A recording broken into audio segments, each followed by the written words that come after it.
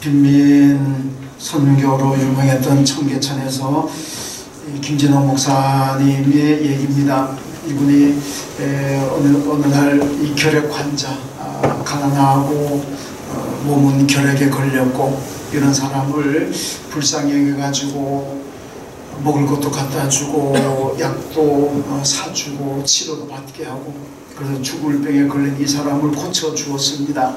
그런데 그의 성탄절 예배를 드리려고 하는데 바깥에서 또 여인이 막 내 남편 살려내라고 소동이 났습니다. 그래서 이 김 목사님이 뭔가 싶어 나가봤더니 당신이 우리 남편을 죽였습니다. 왜 그렇습니까? 물었더니 우리 남편이 결핵 걸렸을 때 집에 가만히 누워서 있었는데 당신이 살려주는 바람에 맨날 돌아다니면서 술 먹고 돌아다니다가 결국 바깥에서 얼어 죽었습니다. 당신이 안 고쳐주었더라면 우리 남편이 죽지 않았을 터인데 고쳐주는 바람에 죽었다고 그냥 살려내라고 야단났습니다. 그때 김진호 목사님이 크게 후회했던 게 한 가지 있다고 합니다. 영혼을 먼저 살려야 되는데 육신부터 살려놓으니까 이런 폐단이 나는구나. 이 사람에게 먼저 말씀을 가지고 예수를 가지고 이 사람의 영혼을 먼저 살렸더라면 이런 일이 일어나지 않았을 터인데 영혼보다 육신을 먼저 살려놓았더니 이런 비극이 일어났구나. 그러면서 후회하면서 다음부터는 절대로 육신을 먼저 살리지 않겠다, 영혼부터 살려야 되겠다, 그렇게 결단을 하고 다짐을 했다고 합니다. 여러분, 영혼을 살리는 길은 하나님의 말씀인 줄로 믿습니다. 오늘 성서주일입니다. 성경을 읽을 수가 있고 성경을 들을 수가 있고 성경을 내가 가질 수 있다는 것은 엄청난 축복입니다. 여러분, 세계 이 언어가 한 사람들이 사용하는 언어가 공식적으로 통계 나오는 거 보면 한 6,000개 정도가 된다고 합니다. 이 6,000개 언어 가운데 성경이 언어로 번역된, 각 언어로 번역된 것이 한 2,200개 언어가 된다고 합니다. 아직도 번역되지 못한 언어가 그러니까 3,800개 정도는 아직 번역이 안 되었다는 겁니다. 근데 우리나라는 1884년에 처음으로 우리 선교사가 들어왔고 3년 후인 1887년에 신구약 전권이 우리말로 번역이 되었습니다. 그러니까 일찍부터 우리는 하나님의 말씀을 가졌고 무엇보다도 선교 역사가 짧은 기간에 말씀을 가지고 있었고 그 말씀으로 인해서 우리나라가 복을 받았는 줄로 믿습니다. 여러분, 말라기 이후에 예수님이 오신 이 400년의 기간을 우리가 암흑시대라 그렇게 얘기합니다. 왜 암흑시대겠습니까? 그 시대는 태양이 안 떠올랐겠습니까? 아니면 뭐 달이 안 떴겠습니까? 지금이나 그때나 똑같이 태양도 떴고 달도 떴습니다. 그런데 왜 그 시대를 암흑시대라 그러느냐? 여러분, 그 시대는요 예언자가 없습니다. 제사장도 별로 없습니다. 전부 다 제사장도 돈으로 그냥 사고 파는 이렇게 제사장권도 타락하던 시대였습니다. 그러니까 죄송합니다. 여러분들 뵈니까 너무 오늘 두 사람 보니까 목이 메여가지고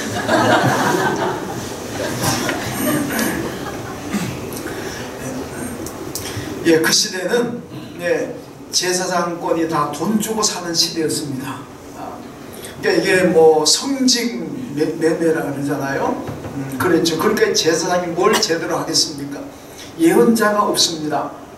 오늘날처럼 성경을 개인이 소장할 수가 있냐? 그것도 안 되잖아요. 그러니까 뭐 성경도 없지, 전해주는 사람도 없지, 제사장들 맨날 돈으로 사고 팔다 보니까 뭐 제사 제대로 드릴 수가 없지. 그러니까 하나님의 말씀을 들을 수가 없는 거예요. 그래서 그 시대를 암흑시대라 그렇게 말씀하고 있습니다. 여러분, 우리가 만약에 말씀을 멀리하고 말씀을 읽지 않는다면 여러분, 그게 바로 여러분의 인생에서 암흑기입니다. 암흑기. 우리 인생의 암흑기는 무슨 돈이 없는 것도 아니고 내가 뭐 일자리가 없는 것도 아니고, 여러분, 우리 인생의 암흑기는 말씀과 멀어질 때, 말씀을 읽지 않을 때, 그때가 우리 인생의 암흑기인 줄로 믿습니다. 암 같은 인생 살아가지 마시고 말씀을 읽고 말씀에 순종함으로 말미암아 언제나 빛의 자녀로서 빛된 길 가시기를 주님의 이름으로 축원합니다. 여러분, 인류의 최대의 축복이 뭐겠습니까? 인류의 최대의 축복은 하나님의 아들 예수 그리스도가 세상에 오셨다는 거고, 그분이 오셨으니까 우리가 구원받는 거 아닙니까? 최고의 축복이고, 또 하나님의 말씀인 성경을 가지고 있다는 거, 이것이 최고의 축복인 줄로 믿습니다. 성경 너무 소홀히 하지 마시고 성경 사랑하시고 성경 가까이 하시고 성경만 읽고 그 말씀대로 여러분 순종하십시오. 그것이 우리에게 큰 복이 될 줄로 믿습니다. 왜 성경에 우리가 순종해야 되느냐? 오늘 7절 말씀 보니까 여호와의 율법은 완전하다 그렇게 말씀합니다. 여러분, 세상에 완전한 책이 성경 말고 뭐가 있겠습니까? 어떤 책이 완전한 책이 있겠습니까? 오직 완전한 책은 성경밖에 없습니다. 여러분, 천주교와 우리 개신교는 성서관에서 차이가 있습니다. 천주교는 성경과 동등한 권위를 가지고 있다는 것이 세 개가 있습니다. 물론 하나는 성경이고 또 하나는 교회의 전통이고 또 하나는 교황의 칙령입니다. 이 세 가지가 성경과 동등한 권위를 가지고 있다, 성경과 동등한 가치를 가지고 있다, 이렇게 얘기합니다. 그런데 우리 개신교는 아닙니다. 어떤 것도 성경과 동등한 권위를 가지고 있는 것 세상에 없습니다. 오직 성경만이 유일한 권위고 성경만이 유일한 가치가, 최고의 가치가 있는 것이 바로 성경이다. 우리는 그렇게 믿고 있습니다. 여러분, 교황이 대단한 사람이지만 그 교황의 칙령이 무슨 성경과 동등한 권위가 되겠습니까? 전통이라는 것, 유전이라는 것도 중요하지만은 여러분, 그것이 어떻게 성경과 동등한 권위를 가질 수가 있겠습니까? 이 세상에 성경과 동등한 권위를 가진 것도 없고 동등한 가치를 가지고 있는 책도 없습니다. 성경은 유일하게 참 하나님의 말씀이고 절대적인 가치와 권위를 가진 말씀인 줄로 믿습니다. 우리는 그렇게 믿을 때에 여러분, 성경을 통해서 복을 받을 수가 있습니다. 오늘 본문을 보면, 자, 성경이 얼마나 귀중한 책이냐. 먼저 보면요, 하나님의 말씀은 영혼을 소생시킨다 그렇게 말씀하고 있습니다. 하나님 말씀은 영혼을 소생시킨다. 소생시킨다는 게 뭡니까? 살아난다는 겁니다. 죽었던 것이 다시 살아나는 걸 소생시킨다, 이런 뜻입니다. 에스겔서를 보게 되면요, 에스겔 골짜기에 마른 뼈들이 있습니다. 아무짝에도 쓸데없는 마른 뼈들이 있는데 하나님이 말씀하시니까 그 마른 뼈들이 이어지고 붙고 뭐 이렇게 해가지고 큰 군대를 이루었다 그러잖아요. 그 마른 뼈가 다시 살아나는 거, 이게 소생하는 겁니다.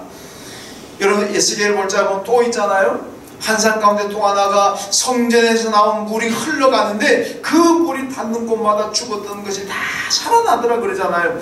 이 뭐 물고기에 닿으니까 죽었던 물고기가 살아나고, 나무에 닿으니까 죽었던 나무가 살아나고, 이 동물이든 실물이든 성전에서 나온 물이 닿는 곳마다 전부가 살아나더라. 이게 뭡니까? 이게 소생한다는 겁니다. 죽었던 것이 다시 살아나는 것, 이것이 바로 소생했다, 그런 의미입니다. 이렇게 우리 영혼을 소생시키는 것, 영혼을 살리는 것은 바로 성경 말씀이라고 오늘 분명히 말씀하고 있습니다. 여러분, 우리가 육신의 질병은요, 병원 가면 고칠 수가 있습니다. 약국 가서 약 사먹으면 고칠 수가 있습니다. 여러분, 정말 몸이 아프신 분들은 손집사님 찾아가십시오. 손집사님 잘 고쳐줄 겁니다. 예. 우리 육신의 아픔과 육신의 이 병들은요, 병원 가고 약국 가고 한의원 가고 하면은요, 고칠 수가 있습니다. 그러나 영혼의 병은 여러분이 약국 간다고 고칠 수 있는 것 아니고 병원 간다고 고칠 수가 있는 것 아닙니다. 우리 영혼을 살리는 것은, 죽은 영혼을 살려내고 병든 영혼을 살려내는 것은 오직 하나님의 말씀인 성경뿐인 줄로 믿습니다. 자, 성경만이 영혼을 살리는 거예요.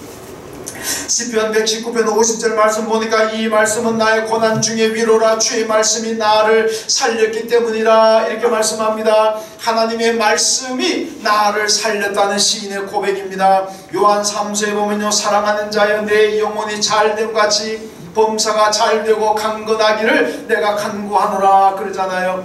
여러분, 우리가 범사가 잘 된다는 거 큰 축복입니다. 내가 육신이 건강하게 사는 것도 큰 축복인 줄로 믿습니다. 그런데 범사보다도 육신의 건강보다도 더 중요하고 더 먼저 받아야 될 축복은 영혼이 잘 되는 건 줄로 믿습니다.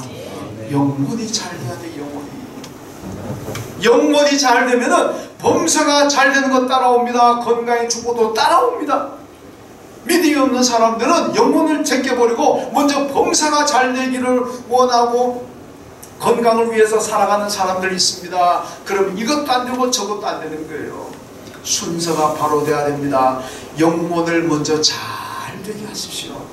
그러면은 범사가 잘 되는 거 자연적으로 따라옵니다. 건강도 자연적으로 따라오게 되는 줄로 믿습니다. 여러분, 그러므로 영혼이 잘 되는 길은 예수 잘 믿는 겁니다.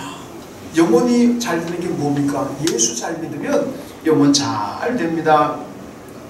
마태복음 10장 28절에 예수님 말씀합니다. 몸은 죽여도 영혼을 능히 죽이지 못하는 자들을 두려워하지 말고 오직 몸과 영혼을 지옥에 멸하실 자를 두려워하라 이렇게 말씀합니다. 여러분, 어떤 폭력군도 어떤 독재자도 김정은이 같이 고모부터 가지도 막 싸질러 죽이는데 그런 포악한 독재자도 우리의 육신은 죽일 수 있지만은 영혼은 죽일 수가 없습니다. 어떤 세상의 살인마들도 우리의 육신은 죽일 수가 있지만은 여러분 영혼은 죽일 수가 없어요. 그러니까 주님은 이런 사람들 두려워하지 말고 어떤 우리의 육신과 영혼을 함께 죽일 수도 있고 살릴 수도 있는다. 우리 육신과 영혼을 지옥에도 보낼 수가 있고 천국에도 보낼 수 있는 분, 그분을 두려워하고 그분을 섬겨라 그러잖아요. 그분이 누굽니까? 하나님인 줄로 믿습니다. 여러분, 하나님만이 우리의 육신과 영혼을 죽일 수도 있고 살릴 수도 있고 지옥으로 멸할 수도 있고 천국으로 보낼 수도 있고 오직 그 능력, 그 주권은 하나님께만 있습니다. 그러므로 우리는 하나님을 잘 섬길 때에 영혼이 건강할 줄로 믿습니다. 여러분, 사람의 몸은요 영혼과 육신으로 구성이 되어 있습니다. 창세기를 보면 하나님께서 태초에 흙으로 사람을 만드십니다. 그 사람이 됐습니까? 흙으로 만들었다고 그게 인간이 됐습니까? 아니죠. 그 다음 어떻게 하셨습니까? 코에 생기를 불어넣었다. 그러니까 사람이 된 거예요. 그냥 흙으로 사람을 만들었다고 된 게 아닙니다. 만들고 난 다음에 생기를 그 코에 불어넣었다. 영혼을 불어넣었다는 겁니다. 그러니까 온전한 사람이 되었다는 겁니다. 여러분, 사람이 죽으면은요 세상 사람들도 혼백 이론을 얘기하잖아요. 사람이 죽으면 몸은 땅으로 들어가고 혼은 구천으로 올라간다. 이게 혼백 이론이잖아요. 성경을 보면 사람의 몸은 죽으면은 흙으로 가는 거예요.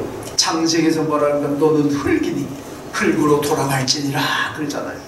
우리의 몸은 죽으면은요 우리의 몸은 흙에서 왔으니까 이 흙이 우리의 고향인 흙으로 돌아가는 거고 우리의 영혼은 하나님께로도 왔습니다. 그러니까 우리의 영혼은 하나님께로 돌아가게 되는 줄로 믿습니다.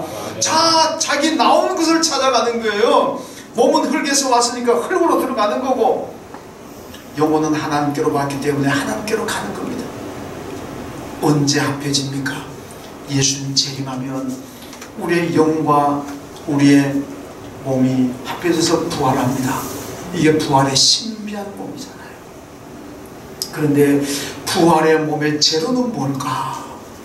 지금 우리 육신은 재료가 흙이었는데 부활의 몸을 이루는 재료는 뭘까? 아마 재료가 다를 것 같아요.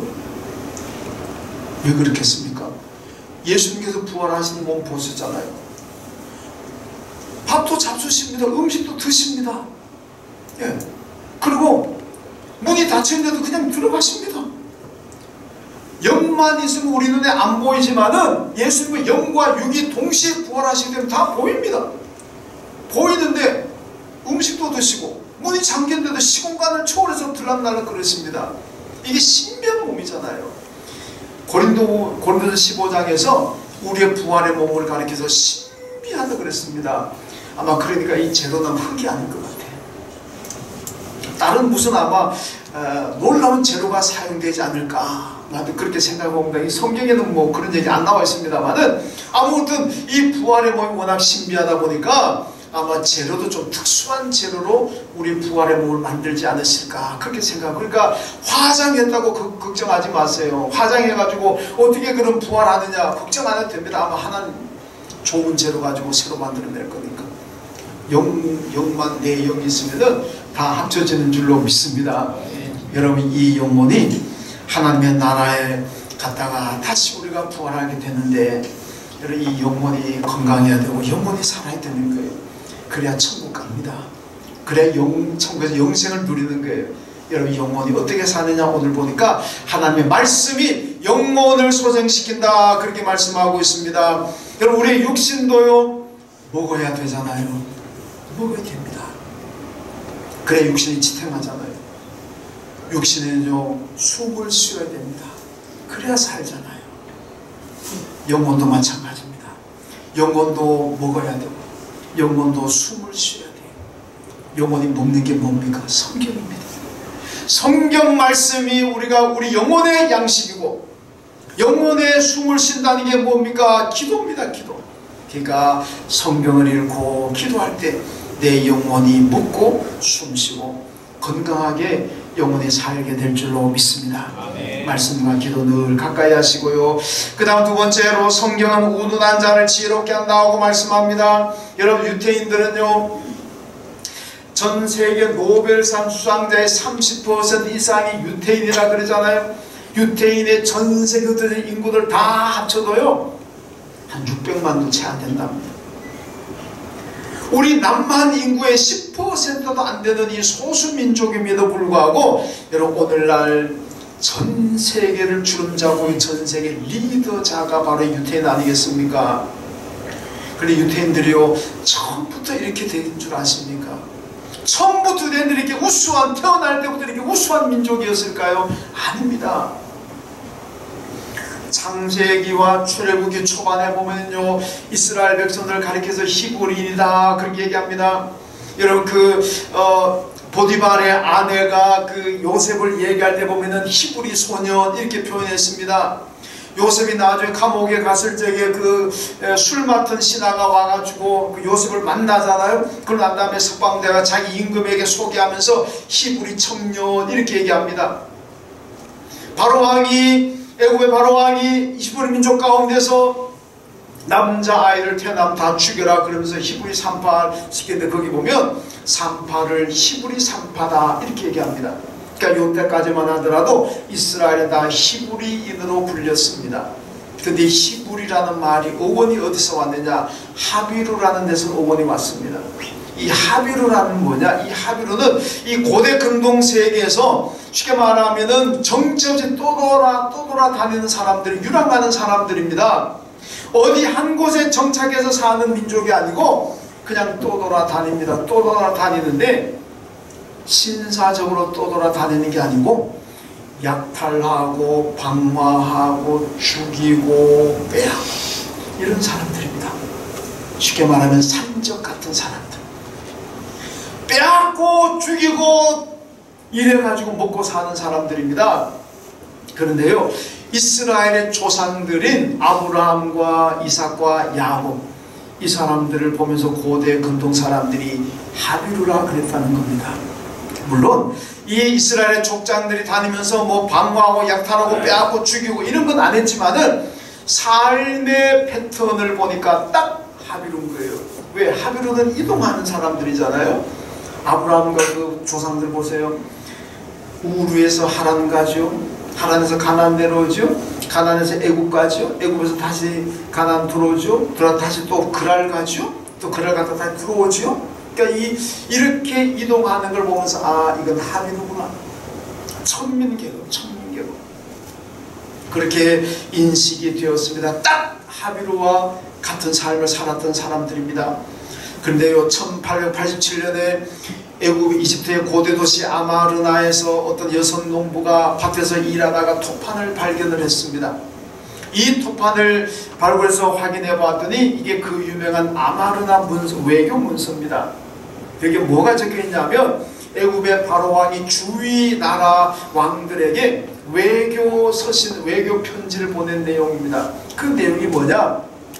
자, 이 하비루들 때문에 골치 아파 죽겠다. 우리 여러 나라가 연합군을 형성해서 이 하비루들을 그냥 척결해 버립시다. 다 죽여 없애버립시다. 이놈들 때는 못 살겠습니다. 우리 연합해서 합의로 없앱시다. 이 내용이 아마르나 문서의 내용입니다. 그만큼 그 당시에 이 합의들 때문에 골치 아팠다는 겁니다. 여러분, 이런 천민 이스라엘의 조상들, 이런 천민으로 인식되던 이스라엘 조상들, 그 후손인 유태인들이 오늘날 전 세계의 가장 우수한 민족으로 인정받고 있지 않습니까? 그 비결이 무엇이겠습니까? 우둔한 자를 지혜롭게 만드는 하나님의 말씀인 줄로 믿습니다. 신명기 6장에 보면요, 그러잖아요. 죄 말하는 사장이 나옵니다. 너희들은 집에 앉았을 때든지 일어날 때든지 길을 갈 때든지 누웠을 때든지 하나님의 말씀을 기억하고 하나님의 말씀을 지켜 행하라. 그렇게 말씀합니다. 여러분, 우리는 어떻습니까? 앉으나 서나 당신 생각. 우리는 앉으나 서나 당신 생각할 때 이스라엘 사람들은 앉으나 서나 갈 때나 누울 때나 하나님 생각하고 하나님 말씀 생각합니다. 그러니까 그 민족이 복을 안 받을래 안 받을 수가 있겠습니까? 앉으나 서나 당신 생각하지 말고 하나님 생각하세요. 그래 결혼생활 행복합니다. 오늘 잘하셨네. 설교한테 상당히 도움을 주네. 이런 차원이 다르잖아요. 우리는 앉으나 서나 연인 생각하고 앉으나 서나 배우자 생각하는데 이스라엘은 앉으나 서나 누웠을 때나 길을 갈 때나 여호와의 말씀 성경 생각하고 다는 사람들입니다. 그러니까 그 천민이었던 이스라엘이 가장 우수한 민족으로 복을 받더라는 얘기입니다. 신명기 18장 1절 말씀 보면 하나님 말씀을 잘 지키고 행하면 내 하나님 여호와께서 너를 세계 모든 민족 위에 뛰어나게 하실 것이라 하고 말씀합니다. 여러분, 이 말씀이 이스라엘 백성들에게 주어질 때 이스라엘 상황이 어떠했습니까? 지금 애굽에서 430년 종살이 하다가 이제 출애굽해가지고 가나안 땅 들어가려고 그러는데 아직 가나안 땅 들어가지 않았습니다. 요단강을 앞에 두고 모압 평지에 있습니다. 지금 가나안 땅 들어가서 죽을지도 모릅니다. 가서 정복하고 전쟁하게 빼앗아야 되는데 누가 죽을지 어떻게 압니까? 불안한 시대입니다. 430년 노예 생활에 찌들어 있습니다. 노예 근성 가지고 있는 사람들입니다. 이들에게 무슨 공부한 사람이 어디 있고 종이 무슨 공부를 합니까 옛날에. 그런데 이런 사람들에게 지금 그냥 밥 세 끼 한번 먹고 살면 소원이 있는 사람들, 내 땅, 내 나라, 내 주권 한번 가져보지 못한 이 사람들에게 하나님께서 약속하는 게 뭡니까? 너가 장차 세계 모든 민족의 가장 뛰어난 민족, 가장 우수한 민족 만들어주겠다는 겁니다. 이 말씀을 들었던 이스라엘 백성들이 뭐라고 생각하겠습니까? 아멘 아멘 할렐루야 그렇겠습니까? 제가 생각할 때는요, 아이고 농담하고 있는데도 장난치시네. 하나님 그렇게 할 일이 없습니까? 우리 이렇게 불쌍한 사람들 데리고 장난하십니까? 아마 이랬을 것 같아요. 빈정거렸을 것 같아요. 그죠? 노아가 이런 방주 만들 때도 하나님의 물심판이 임한다 그럴 때 사람들 전부 다 농담을 했다 그랬잖아요. 소돔과 고란 멸망할 때 롯을 통해서 하나님의 심판이 경고되었을 때도 다 농담으로 기록했더라. 농담을 했더라. 아마 신명기 28장 1절 말씀, 이 축복 말씀 들었을 때도 이스라엘 다 농담을 했습니다. 하나님 우리를 놀리십니까? 지금 무슨 우리가 뭐 우수한 민족? 여러분, 그런데 어떻게 됐습니까? 됐잖아요. 됐습니다. 지금 세계에서 가장 우수한 민족으로 차타가 공인하는 그런 민족이 되었는데, 그때는 정말 꿈같은 얘기고 도저히 실현이 불가능한 얘기 같았지만은 지금 세월이 흘러서 지금은 그렇게 됐습니다. 성경 말씀은 다 기록된 대로 될 줄로 믿습니다. 여러분, 세상의 것을 학문을 공부하게 되면은 지식은 우리에게 가져다 주지만은 여러분, 지혜는 성경에 가져다 줍니다. 성공하는 것은 지식보다는 지혜가 있어야 됩니다. 여러분, 최고의 엘리트 과정을 거친 사람들, 우리가 정말 다 부러워하는 최고의 대학을 나오고 최고의 공부를 한 사람도 실패한 사람들이 얼마나 많습니까? 여러분, 그분들이 지식이 없어서 실패합니까? 아닙니다. 지식은 우리보다도 얼마나 많은지 모릅니다. 그런데 실패합니다. 왜? 지혜가 없으니까. 제가 아는 사람 가운데도요, 한국 최고의 대학을 나왔는데도 완전히 망가진 사람들을 여러 명 보았습니다. 지혜가 없어요. 그런데 그 지혜는 어디서 오느냐? 성경에서 오는 줄로 믿습니다. 성경을 가까이 성경을 읽어야 돼요. 여러분, 제발 부탁합니다. 자녀들 고3이라고 학생이라고 주의 성경 보는 거 성경 뺏지 마세요. 고3 자녀라고 주일날 예배 들어가는데 예배 못 가게 만들고 공부하라고 야단치지 마세요. 나는 그런 분들 봤습니다. 교회 직분자이면서 자기 자녀들 고3이라고 성경 보니까 지금 네가 정신이 있냐 없냐, 지금 네가 어느 때인데 성경 보고 성경 뺏어버리고, 주일날 예배 들어가려고 그러니까 네가 지금 어느 때 정신 차려 이놈아. 교회 못 가게 만들고. 그게 과연 자녀를 위하는 길이 됐습니까? 미안한 그 자녀 망치는 길입니다. 이 사람의 성공은 하나님이 지혜를 주셔야 됩니다. 하나님 잘 섬겨야 되는, 성경 안 읽었더라도 바쁘더라도 고3이라도 성경 읽게 만드세요. 고3이라도 주일 예배는 철저하게 듣도록 만드세요. 하나님이 축복하셔야 성공하는 거지, 아무리 우리가 발버둥쳐도 하나님 축복하지 않으면 성공할 수 없습니다. 여러분, 성경은 우둔한 자를 지혜롭게 합니다. 삶의 지혜를 바꿔주고 성공하고 싶으시다면 하나님 말씀으로 돌아가시고 그 말씀에 순종하십시오. 그러면은 될 줄로 믿습니다. 그 다음 세 번째는, 성경은 우리의 눈을 밝게 한다고 말씀합니다. 오늘 8절에 보니까 여호와의 계명은 순결하여 눈을 밝게 하시도다 이렇게 말씀합니다. 눈을 밝게 한다는 게 뭡니까? 영안을 뜨게 만든다는 것이고, 영안을 뜨게 되면 하나님의 역사를 보게 됩니다. 열왕기하 6장에 보면요, 이 아람 왕이 자기 참모들하고 모여가지고 이스라엘을 칠 계획을 가집니다. 그런데 밤중에 지하 벙커에 들어가가지고 밤새도록 작전회의를 했는데 그 다음날 보면 이스라엘이 다 알아버립니다. 이게 한두 번이 아닙니다. 이스라엘을 정복할 전략 계획을 세웠다는 그 다음날 이스라엘 다 알아버리고 미리 다 대비해버리고, 그러니까 아람 왕이, 야, 우리 안에 언놈이 진짜 간첩이 있구나, 스파이가 있구나, 이스라엘의 비밀 정보 요원이 와 있구나, 잡아내라. 그래, 그 중에 참모 하나가 임금님, 그게 아닙니다.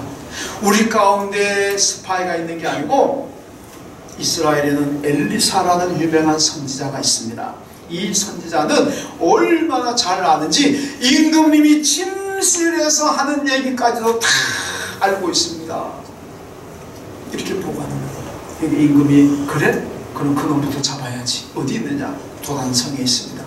당장 군대 끌고 와서 잡아오라. 그래서 아람 군대가 도단성을 새까맣게 포위해가지고 엘리사 잡으러 올라옵니다. 아침 엘리사의 시종되는 아이가 사환이 나와서 밖을 내다봤더니, 우와, 아람 군대가 그냥 막 새까맣게 올라오는 거예요. 이 사환이 놀라 기절을 촉감합니다. 선지자는 큰일 났습니다. 아람 군대가 우리 잡으려고 오면 이제 우리 꼼짝없이 죽었으면 도망갈 수도 없습니다. 엘리사가 말합니다. 야, 이놈아, 너는 아람 군대만 보고 하나님의 군대는 못 보느냐? 다시 한번 나가봐라. 다시 나왔습니다. 나와봤더니 하나님께서 보내신 천군 천사 불말과 불병거들이 꽉 도단성을 포위하고 지켜주고 있습니다. 그제서야 사환이 안심하고 이제 살았구나, 모든 불안 걱정 떨쳐버렸다는 겁니다. 이게 뭡니까? 영안이 트여진 겁니다. 처음 아람 군대만 보였을 때는 육신의 눈만을 가지고 보니까 그냥 큰일 났구나, 죽었구나 이렇게 되지만은 그 다음에 영안을 뜨고 바라보니까 하나님의 역사를 보게 되는 거예요. 그러니까 안심은 이제 살았구나. 이게 바로 영안을 뜨는 사람의 축복입니다. 영안을 뜨게 되면 모든 두려움이 사라집니다. 육신의 눈 가지고 세상 바라고 사람 바라보고는 불안하고 두렵고 힘들지만 영안 뜨고 세상 바라보면 아무도 두려울 것이 없습니다. 왜? 하나님이 나와 함께 하심을 보니까, 하나님이 나와 함께 하심을 체험하니까 뭐가 두렵겠느냐, 그 말씀입니다. 시편 73편에 보니까 시인이 얘기합니다. 나는 종일 재난을 당하고 아침마다 징벌을 받았다고 얘기합니다. 하루 종일 재난을 당했고 아침마다 징벌을 받았다. 얼마나 큰 시련이고 얼마나 힘들겠습니까? 이런 가운데 이 시인이 주의 성전에 들어가가지고 기도했습니다. 기도하고 난 다음에 고백하는 게 뭐냐? 주께서 내 오른손을 붙잡고 계시네요. 여러분, 지금까지는 주님이 자기와 함께하고 주님의 손에 자기를 잡고 있다는 몰랐습니다. 그런데 성전에 가서 기도하니까 영안이 띄어집니다. 영안 띄어지고 보니까 주님의 손이 내 손을 꽉 잡고 있네. 그 순간에 모든 불평, 불만, 두려움, 걱정, 염려 다 떠나버렸습니다. 평안을 얻었다는 거죠. 여러분, 영안을 뜨면은요, 하나님이 보입니다. 영안 뜨면은요, 하나님 나와 함께 하심을 체험하고 그것을 보기 때문에 내 안에 있는 어떤 두려움과 불안도 다 도망가고 사라지게 될 줄로 믿습니다. 이런 말씀과 기도가 우리의 영안을 뜨게 합니다. 이 영안을 뜨지 못하면 세상을 보게 되고 사람을 보게 되고 그런 배신감도 느끼고 불안하기도 하고, 나라가 어려운데 어떻게 될까?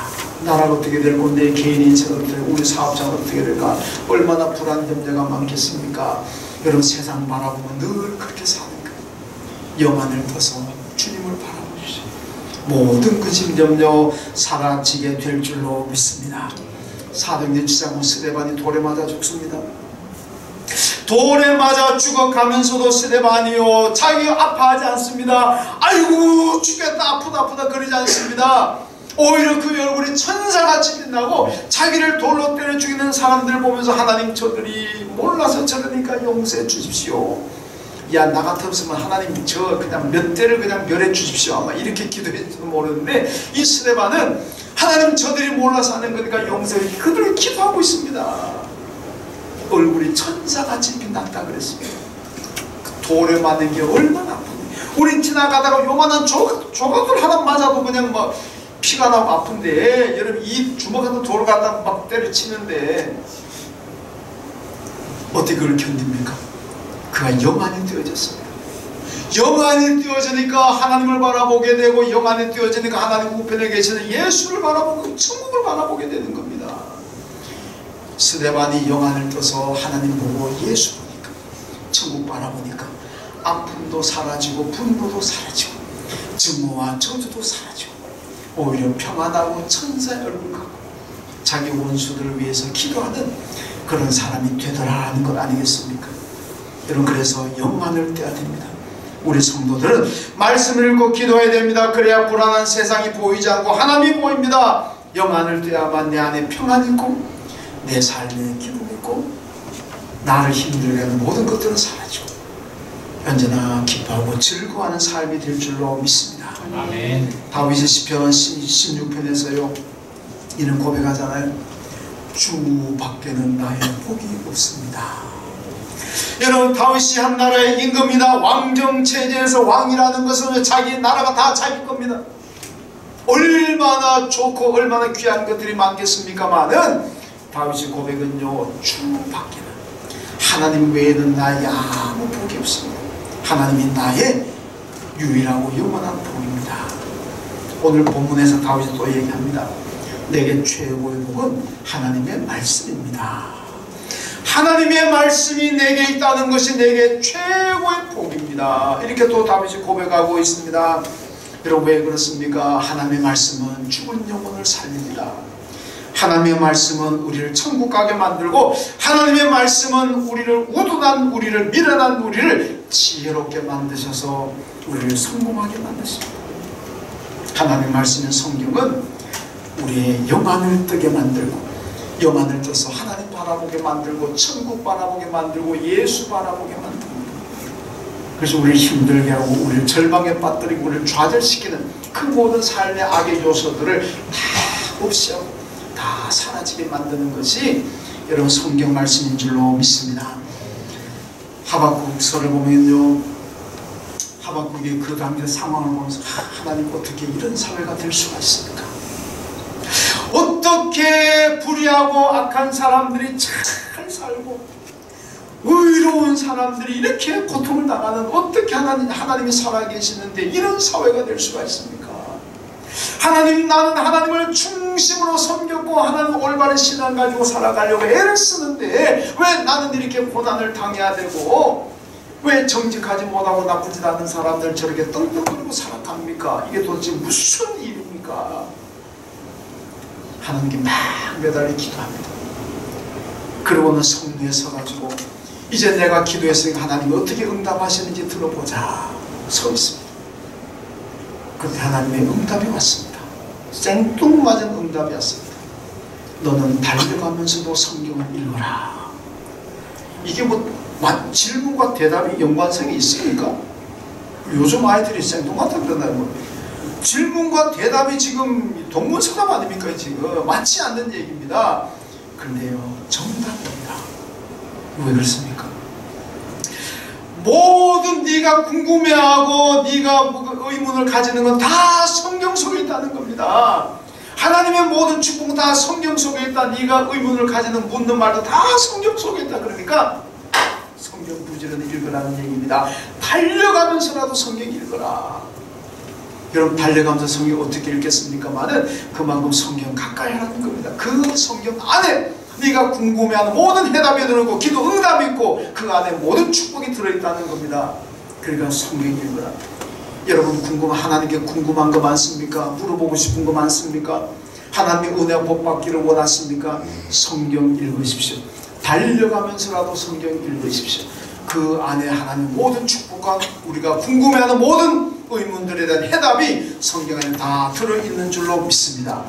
그러니까 성경은 절대적으로 귀한 책입니다. 절대적인 가치를 가지고 있는 성경입니다. 오늘 본문 그래서 마지막 10절에 뭐라 그럽니까? 꿀과 송이 꿀보다 더 달다 금 곧 많은 순금보다 더 사모하라. 여러분, 성경이 이렇게 귀한 책입니다. 우리의 생명을 살리는, 우리를 구원하고 영원한 천국을 주는 것이 성경입니다. 성공의 모든 방법이, 비결이 이 안에 다 들어있습니다. 그러니까 꿀과 송이 꿀보다 더 단 것이 하나님의 말씀인 줄로 믿습니다. 어떻게 해야 되겠습니까? 금보다도 순금보다도 더 사모하고 읽어야 될 말씀이 성경입니다. 이것이 오늘 다윗의 고백이지만은 여러분들의 고백이 되시고 믿음 되시길 주님의 이름으로 축원합니다. 하나님 감사합니다. 우리에게 말씀 주셔서 감사합니다. 이 말씀 안에 영생이 있고 이 말씀 안에 구원의 길이 있고 이 말씀 안에 성공과 형통이 있는 줄로 믿습니다. 늘 말씀 가까이 하게 하시고 말씀을 읽고 순종함으로 말미암아 하나님의 큰 은혜와 복 받으며 살아가는 저희가 되게 하여 주옵소서. 예수님의 이름으로 기도하옵나이다.